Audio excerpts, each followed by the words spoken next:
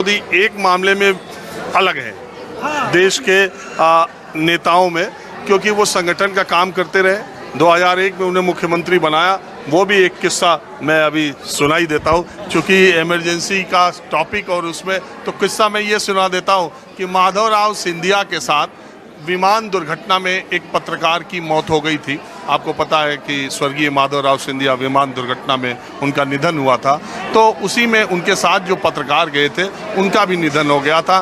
दिल्ली के लोधी स्टेट में जो यहाँ पर शमशान घाट है, वहाँ पर उनका अंतिम संस्कार हो रहा था। और आज के प्रधानमंत्री और तब के बीजेपी के संगठन के कर्ता धर्ता नरेंद्र मोदी उस अंतिम क्रिया में शामिल होने के लिए वहाँ गए थे। और तभी अटल जी का उनको फ़ोन आया कि कहाँ हो। उन्होंने बताया, तो उसके बाद अटल जी ने पहले आडवाणी जी से नरेंद्र मोदी मिले और फिर उन्होंने कहा, अटल जी ने अपने अंदाज में नरेंद्र मोदी से कहा कि दिल्ली में बहुत मोटे हो रहे हो, अब अहमदाबाद जाओ और गांधीनगर जाओ। और उसके बाद एक छोटा सा ब्रीफ केस लेकर नरेंद्र मोदी यहाँ से रवाना हुए और उन्हें विधायक दल का नेता चुना गया। और उसके बाद वो गुजरात के मुख्यमंत्री बने।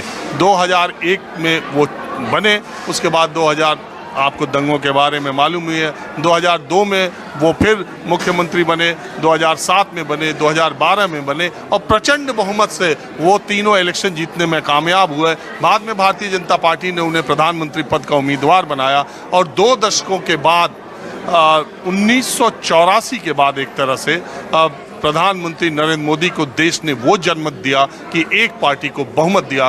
रिकॉर्ड बात ये हुई कि उन्होंने दूसरा चुनाव जब लड़ा तो भी बीजेपी को 300 से ज़्यादा सीटें आई। अकेले दम पर प्रधानमंत्री नरेंद्र मोदी ने 2 बार बहुमत हासिल करने का काम किया। और इस बार तो 400 पार का नारा था, लेकिन बहुमत भी भारतीय जनता पार्टी को अकेले नहीं मिला, एनडीए को मिला। ये भी एक तरह से तो उपलब्धि है, लेकिन दूसरी तरफ से प्रधानमंत्री नरेंद्र मोदी ने आज तक इतना मजबूत विपक्ष कभी भी न तो विधानसभा में और न लोकसभा में देखा था। इसकी आदत उन्हें नहीं है। और अब उनकी इस विपक्ष को, और ख़ास करके उसमें बात ये भी आ जाती है कि जिस प्रधानमंत्री नरेंद्र मोदी के सामने देश के लोगों ने कांग्रेस को रसातल में भेजने का काम किया राहुल गांधी के चेहरे पर, वही राहुल गांधी 10 वर्षों की अपने सफ़र में आज विपक्ष के नेता का पद पाने में कामयाब हुए। आज कांग्रेस की स्थिति वैसे तो 99 थी, लेकिन अब 100 हो गई है। एक सांगली के सांसद उसको शामिल हो चुके हैं। आज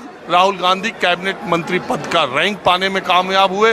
विपक्ष का नेता, एक तरफ तो उनके ऊपर 10 साल पहले लगा कि राहुल गांधी ने पार्टी को रसातल में ले गए, दूसरी तरफ आज पूरा कांग्रेस ये मानती है कि राहुल गांधी ने अकेले अपने दम पर कांग्रेस पार्टी को वहाँ से उठाकर यहाँ तक ले आया है। अब संसद में बहुत सारे मौके ऐसे आएंगे, पब्लिक अकाउंट्स कमेटी के चेयरमैन के तौर पर। इसके अलावा बहुत सारी महत्वपूर्ण जो नियुक्तियाँ हैं, चीफ इलेक्शन कमिश्नर की, चीफ विजिलेंस कमिश्नर की, चीफ इंफॉर्मेशन कमिश्नर की, बहुत सारी ऐसी नियुक्तियां हैं जिसमें विपक्ष का नेता भी सदस्य है। तो एक टेबल पर जब प्रधानमंत्री मोदी और राहुल गांधी अब इन लोगों का चयन करने के लिए बैठेंगे तो उस वक्त माहौल क्या रहेगा, क्योंकि पिछले 10 वर्षों में जो कटुता कांग्रेस और बीजेपी में रही है, ऐसी आज़ादी के बाद किन्हीं 2 दलों में नहीं रही है। यहाँ तक कि जब इमरजेंसी की बात हो रही है तो मैं ये बताऊं कि जयप्रकाश नारायण से बातचीत की कोशिश इंदिरा गांधी कर रही थी और उसमें बहुत सारे लोग थे जो चाहते थे कि ये बातचीत हो जाए और आंदोलन इस तरह का न चले। चंद्रशेखर जी अपनी एक संस्मरण में लिखते हैं कि उन्होंने खुद कोशिश की थी कि इन दोनों के बीच में ऐसी बात हो जाए, लेकिन उनका कहना है कि उस वक्त जो रामनाथ गोयनका साहब थे उनकी बात ज़्यादा जयप्रकाश नारायण मानते थे। और आपको ये भी शायद नहीं पता होगा कि जिस वक्त इमरजेंसी लगी उस वक्त पूर्व प्रधानमंत्री चंद्रशेखर कांग्रेस के कार्यकर्ता थे।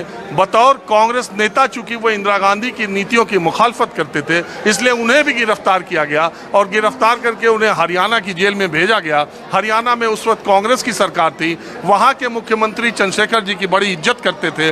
उन्होंने डॉक्टर भेज दिया चंद्रशेखर जी के चेकअप के लिए और डॉक्टर ने उनसे कहा कि हम आपका BP शुगर कुछ इधर उधर कर देते हैं। उन्होंने कहा मेरी तबीयत तो बिल्कुल ठीक है। उन्होंने कहा कि मुख्यमंत्री चाहते हैं कि आप जेल की जगह अस्पताल में रहें, आप आ तो गए हैं, लेकिन हम आपकी इज्जत बहुत करते हैं, आपको जेल में रखना नहीं चाहते। चंद्रशेखर जी ने कहा कि सेहत के बारे में जो झूठ बोलता है बाद में उसकी सेहत भी खराब हो जाती है, इसलिए मुझे जेल में ही रहने दो। तो ये किस्से कहानियां मैं आपको आगे भी सुनाऊंगा। अगर इमरजेंसी की